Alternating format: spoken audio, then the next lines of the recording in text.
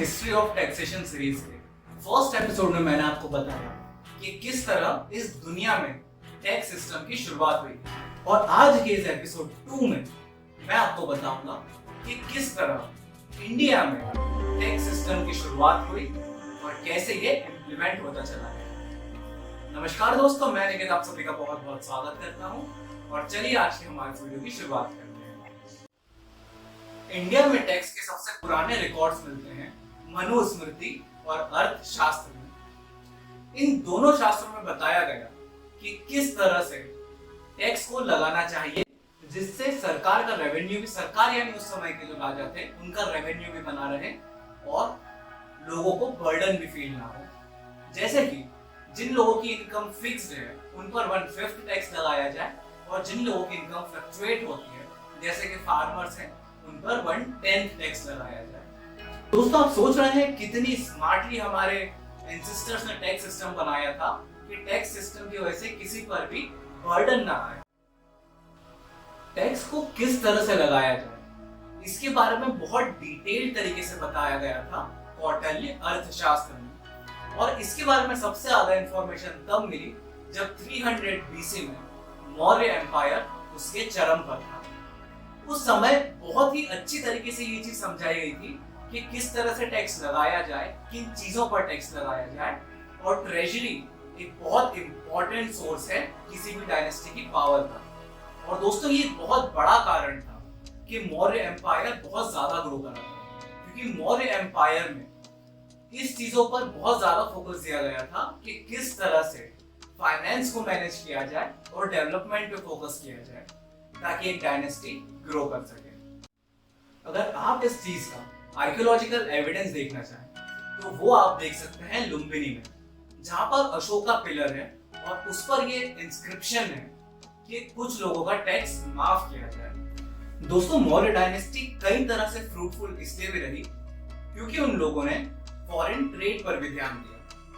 कई तरह के टैक्स लगाए गए जैसे forest tax, salt tax, mining, extraction, कई सारी चीजों पर टैक्स लगते थे। इसके अलावा उन लोगों ने फॉरेन ट्रेड पर भी टैक्स लगाया। जैसे उस समय जो सामान चाइना और सिलोन से आता था उस वक्त उन लोगों को ये पता था कि फॉरेन ट्रेड एक बहुत अच्छा जरिया है टैक्स कलेक्ट करने का जिससे रेवेन्यू बढ़ सकता है और डेवलपमेंट हो सकता है।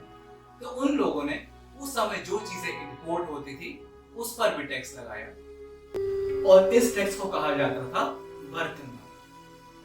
ये तो हुई दोस्तों बात हमारी हिस्ट्री की। अब हम बात करते हैं मॉडर्न डेज की। इंडिया में मॉडर्न डेज में जो टैक्स सिस्टम आया उसकी शुरुआत हुई 1860 में जब सर जेम्स विल्सन ने 1857 में जो वॉर हुई थी उससे सरकार को जो लॉस हुआ था उसको रिकवर करने के लिए उन्होंने 1860 में इंडिया में टैक्स सिस्टम की शुरुआत की। सन 1922 तक वही टैक्स सिस्टम चलता रहा जिस टैक्स सिस्टम की शुरुआत 1860 में हुई।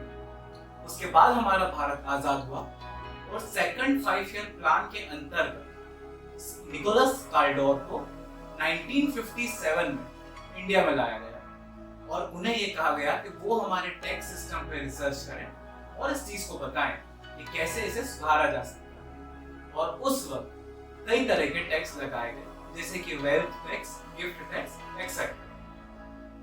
दोस्तों, उसके बाद हमारी डायरेक्ट टैक्स कमेटी बैठी और उस कमेटी ने कई तरह के रिकमेंडेशंस दिए और फाइनली इनकम टैक्स एक्ट 1961 बना, जो इनकम टैक्स हम आज पढ़ते हैं और जो इनकम टैक्स हम फॉलो करते हैं। दोस्तों, इस इनकम टैक्स एक्ट 1961 में कई तरह के बदलाव किए गए थे, कई तरह के चेंजेस लाए गए जो कि हमारी गवर्नमेंट को सूटेबल लगा रेवेन्यू के लिए।